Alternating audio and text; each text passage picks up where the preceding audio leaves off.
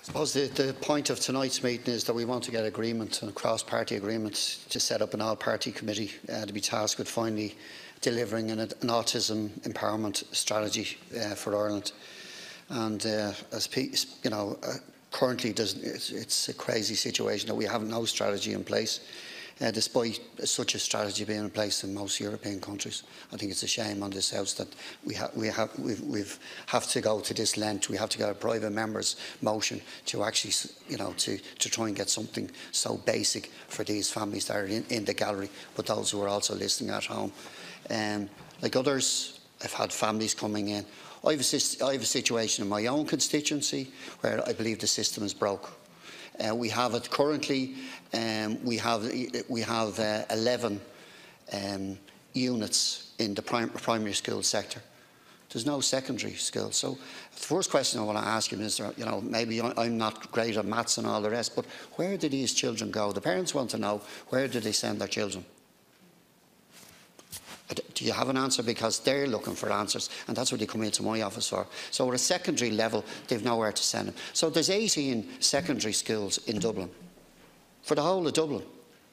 So again, people right across Dublin are asking, where do I send my child? So it doesn't add up. And we know that from the last census figures that the population is growing. We're getting better at identifying these issues in children and so on. So demand is going to grow. So we need to put resources. The only thing you ever get from when you ask questions is, oh, there's going to be there's going to be 100 workers deployed in this whole area.